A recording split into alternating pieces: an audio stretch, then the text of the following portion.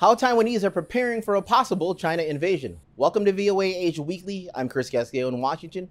That story just ahead, but first making headlines. Malaysia's highest court has upheld former Prime Minister Najib Razak's corruption conviction and 12-year jail sentence. Najib was found guilty in July 2020 of receiving about $10 million from SRC International, a former unit of the 1MDB development fund he set up shortly after he took power in 2009.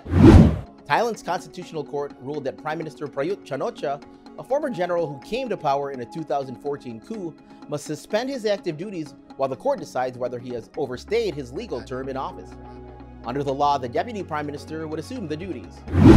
Japanese Prime Minister Fumio Kishida said the country will restart more idle nuclear plants and look at developing next-generation reactors, signaling a major policy shift on nuclear energy a decade after the Fukushima disaster. The United Nations Special Envoy on Myanmar visited Rohingya refugee camps as part of a 4-day visit to Bangladesh.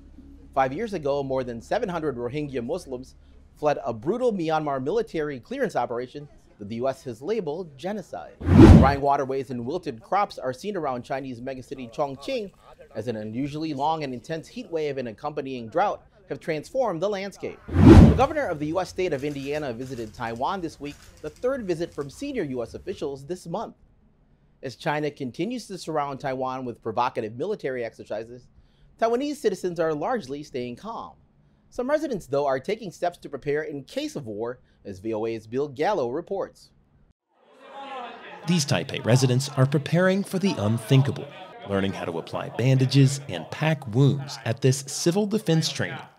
Most Taiwanese do not think war will break out anytime soon, but a growing number are preparing in case it does. I learned how to stop the bleeding, and I learned how to help people, and help me, myself, and help the others. With the situation in Taiwan at the moment, I think that sense of being ready, just the awareness of being ready, I think it's important.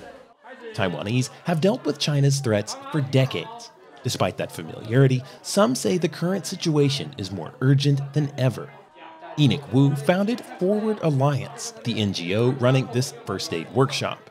In deterring conflict, it's just as important to have a citizenry that's prepared as it is to have a military that is capable and credible. Others are taking a more military-focused approach. This course in Taipei prepares civilians for urban warfare. No one wants a war, but if a war breaks out, you have to get up and fight in order to protect those you love or things and values you care about. Many Taiwanese have military experience, though not much. Currently, Taiwanese men are required to do just 4 months of basic training. More civilian training is needed for Taiwan's national security, says former top military officer Li Shimin. So many youngsters, they hate China, they want to protect themselves, but they don't want to stay in the military.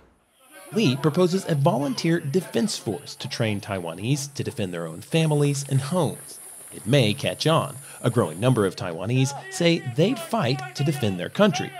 Others simply want to be prepared to help their neighbors in case a war that they don't want breaks out.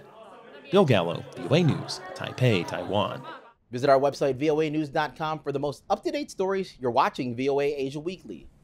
The United States and South Korea launched their annual military exercises, the biggest joint drills in 5 years after scaled-back operations due to negotiations and the pandemic.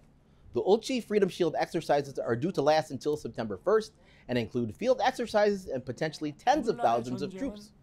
While Washington and Seoul say their joint exercises are held for defensive purposes, North Korea says they are meant to be a rehearsal of an invasion.